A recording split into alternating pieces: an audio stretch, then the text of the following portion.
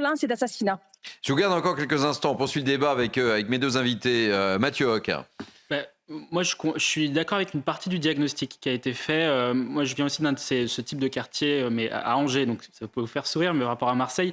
Mais la réalité, en fait, de la politique de la ville, c'est que il y a 40 milliards d'euros. Donc le plan Marshall, le plan Marshall dans les cités a déjà existé. Il y a 40 milliards d'euros qui ont été déversés dans les cités. On n'en a pas vraiment vu la couleur.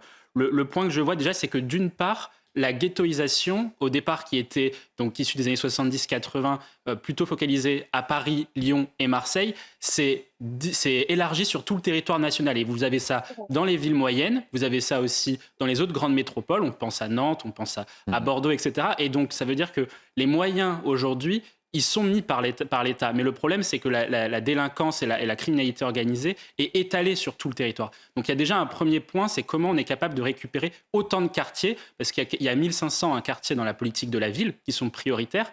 1500, ça veut dire qu'il y en a 15 par département en moyenne. Donc déjà, c'est le premier point. Donc il faut répondre à cette problématique sur tout le territoire national. Et puis ensuite, là, le point qu'elle soulève est intéressant, c'est que ça se fera d'une manière globale, c'est sûr, et sur un temps très long. Pour combattre la criminalité organisée, le problème, c'est d'identifier et de poser le bon diagnostic. La criminalité organisée aujourd'hui en France, le diagnostic qui est fait, et qui est fait notamment par l'index global de la criminalité organisée, qui traite de toutes les criminalités organisées dans le monde entier, dans tous les pays du monde entier, c'est que la criminalité organisée française, elle est très forte, très très forte, elle est quasiment au même niveau que des pays comme les États-Unis, le Nigeria, le Mexique, etc. Mais elle est très étalée. Et en fait, on a des très petits nombreux points de deal qui sont peu structurés. Il n'y a pas un grand réseau comme en Colombie ou comme aux États-Unis, un grand réseau de criminels organisés. C'est plutôt des petits points de deal. Et donc, c'est beaucoup plus difficile pour la police qui a des moyens, et vous l'avez très bien rappelé, qui a des moyens de pouvoir intervenir et de démanteler tous ces quartiers. Je vous fais réagir dans quelques instants. Laurence, juste record.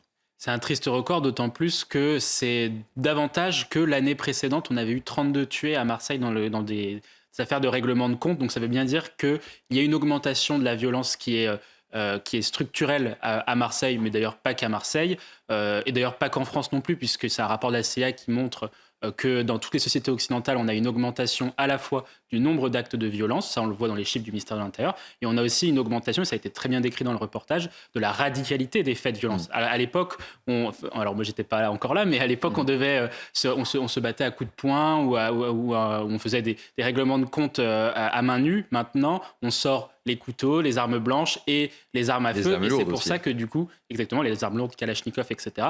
Et c'est pour ça aussi du coup qu'on a une augmentation du nombre de morts. Le monde a bien changé, Mathieu, vous savez. Exactement. Et là, sur le une crise, je disais, une crise de production, une crise des vocations. Et je pense que depuis l'été dernier, on se rend compte progressivement que la France n'est plus souveraine d'un point de vue alimentaire, alors que c'est, comme je l'ai rappelé tout à l'heure, hyper important dans les rapports de force avec les autres nations. Et ça, c'est lié à des défauts liés à l'Europe, il faut le dire, et aussi des défauts liés à notre modèle français qui comporte un certain nombre de fragilités structurelles. Là-dessus, on est sur la question des éleveurs, mais dans la filière aussi végétale, on a des fragilités structurelles sur un certain nombre de filières, notamment les fruits et légumes, sur le blé, qui font qu'on n'est plus capable aujourd'hui, la France, d'exporter comme on exportait autrefois. Oui, Laurence. Il y a peut-être aussi un petit problème d'anticipation. Pour moi, ce cas-là, c'est typiquement l'exemple le plus probant du fait que la France traverse une crise de la production agricole. Là, en l'occurrence, effectivement, c'est tiré par des événements, on va dire, naturels qui auront vocation à se produire davantage. Mais dans tous les cas, ça n'empêche pas que le diagnostic est le suivant, c'est que la France vraiment souffre d'une crise de la production agricole. Or, la crise alimentaire qui est issue de la guerre en Ukraine a véritablement marqué le retour de l'alimentaire comme un des éléments de la puissance pour pouvoir peser dans le concert des nations. La Russie l'utilise à dessein vis-à-vis des pays, des autres pays du Sud, notamment des pays d'Afrique, parce qu'ils détiennent une partie, ils exportent massivement leur blé là-bas. Et là-dessus, l'Union européenne, avec la fameuse politique agricole commune, n'a pas réussi à enrayer un point qui me paraît essentiel, c'est que les prix des intrants pour les pays, pour les producteurs agricoles français et européens ont explosé parce que l'Union européenne a organisé une dépendance, s'est organisée pour avoir une dépendance vis-à-vis des autres pays tiers sur ce type de sujet. Et ça renchérit les coûts de production et ça entraîne à cette crise de production. Et aussi, je vois deux autres contraintes qui sont fortes dans le milieu agricole. C'est d'une part les normes environnementales et les différentes normes sanitaires qui sont très très importantes et qui pèsent sur le quotidien des éleveurs et des agriculteurs d'un point de vue plus général et qui organisent une concurrence déloyale entre les agriculteurs français à l'égard des autres pays de l'Union européenne d'une part et d'autre part des pays tiers, donc indiens, chinois, brésiliens, etc. Et d'autre part, on a une contrainte qui, moi, me paraît plus politique, qui est sur les aspects immatériels, qui alimente la crise des vocations, qui est liée, on va dire, un petit peu aux escrologistes qui ont tendance à vouloir saccager saccager les productions agricoles qu'ils ne jugent pas assez vertes pour pouvoir, et qui alimentent en fait la crise des vocations dans le milieu agricole. Corinne, c'est possible, mais ça peut prendre du temps, Mathieu. Oui, tout à fait. C'est encore une fois la même chose. C'est quelle va être la procédure en fait et quelle durée va avoir cette procédure. Mais là-dessus, moi, je pense aussi qu'il ne faut pas se tromper. Il y a un autre sujet qui me paraît vraiment très clé de ce cas-là, c'est l'OQTF. Et à un moment donné, effectivement, il doit quitter le logement, mais il doit aussi quitter le pays. C'est ça. Ça veut dire s'il est frappé par une mesure d'OQTF, ça veut dire que la préfecture s'est prononcée. S'il n'y a pas eu de recours de la part de cette personne-là, la préfecture s'est prononcée pour dire que cette personne n'est ni en mesure de s'intégrer à la société française et n'est ni utile au pays et il est éventuellement dans une situation délictuelle de fait parce qu'il n'est pas en règle administrativement vis-à-vis de l'État français. Donc là-dessus, il ne faut pas se tromper, il doit quitter son logement, mais il doit aussi quitter le pays. Laurence, c'est un peu l'été des incendies, hein, Mathieu Hoc. Oui, tout à fait, effectivement. Et ces étés-là seront amenés à se répéter parce que les causes naturelles des incendies, on ne sait pas encore tout à fait quelles sont les causes, mais les causes naturelles des incendies se multiplieront. Donc là-dessus, il faudra que les pouvoirs publics puissent mieux prévoir, on va dire, et mieux anticiper ces événements-là, notamment en apportant les moyens suffisants et nécessaires pour y répondre. Un petit peu, nous, on a travaillé sur cette question-là, sur le modèle australien ou américain, justement, en travaillant sur 2 volets pour déjà soutenir les sapeurs-pompiers, mais aussi les aider avec de nouveaux effectifs, notamment les contractuels, et aussi développer l'engagement dans la réserve des sapeurs-pompiers pour qu'il y ait davantage. Aujourd'hui, on a 190 000 pompiers réservistes pour qu'il y en ait davantage, pour qu'ils puissent justement soulager les pompiers qui sont très fortement sollicités au cours de toute l'année et en particulier les étés. Alors, tous les catholiques, l'Assomption. Mais je rejoins ce qui a été dit, c'est vraiment de très belles images, d'autant plus qu'on dit souvent, et à juste titre aussi, qu'il y a une perte de sacré dans notre civilisation occidentale, et plus particulièrement en France, et ça c'est aussi l'analyse que fait Sonia Mabrouk dans Reconquérir le sacré, pour laquelle je rejoins.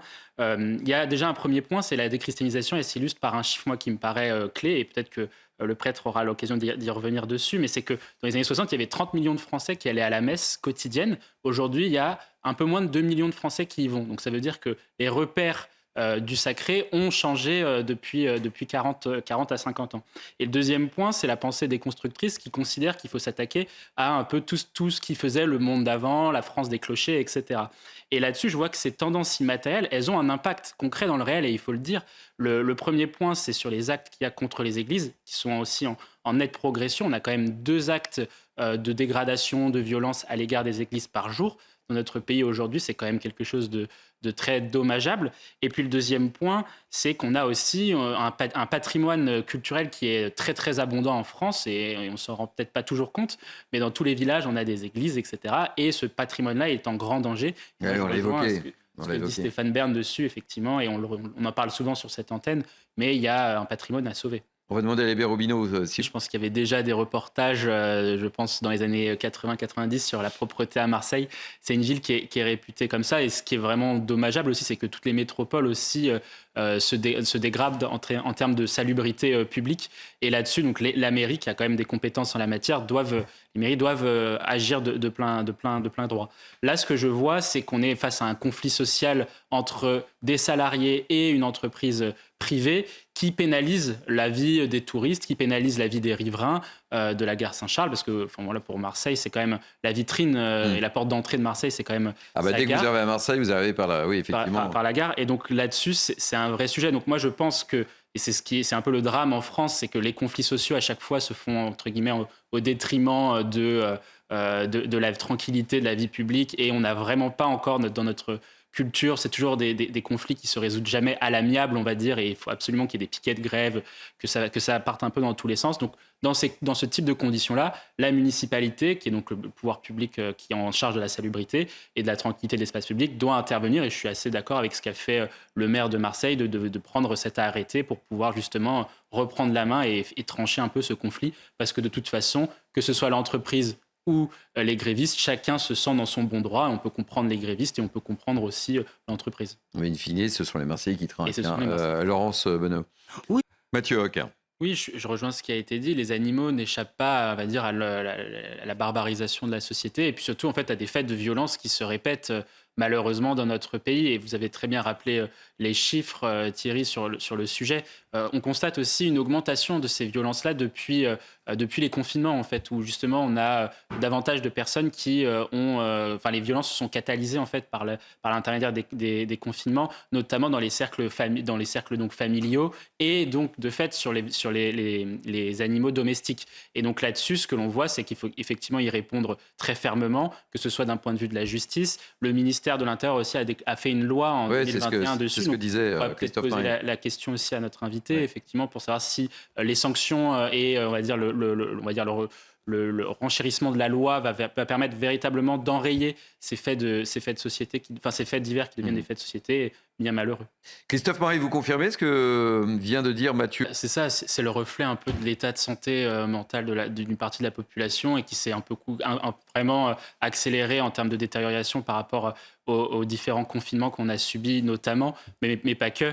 Et après, il y a aussi un autre fléau sur la partie maltraitance aux animaux dont on n'a pas encore parlé, dont on pourrait aussi parler, c'est l'abandon aussi des animaux. Comme l'a dit Christophe Maé dans le reportage, il y a de plus en plus de personnes qui ont pris des animaux, notamment de compagnie, pour passer les confinements parce qu'ils avaient besoin de pas être seuls chez eux. Et on observe aussi une augmentation de l'abandon des animaux, et ce qui donne après, dans des villes, des chiens errants, etc. Et ce genre de fondations, comme la Fondation Brigitte Bardot, sont capitaux pour pouvoir les recueillir et puis pour pouvoir justement après leur trouver un nouveau propriétaire et justement les accompagner dans leur, entre guillemets, réinsertion psychologique.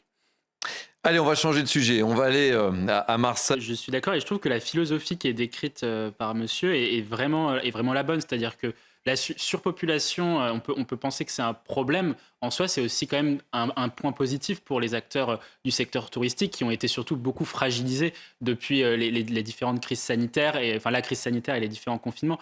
Donc là-dessus, c'est un point qui est positif. Et moi, je pense qu'il faut effectivement être plutôt dans une démarche de réguler, au lieu de réguler, de mieux accompagner en fait les acteurs du secteur touristique pour pouvoir justement mieux accueillir la surpopulation touristique. Laurence Bonneau. Oui,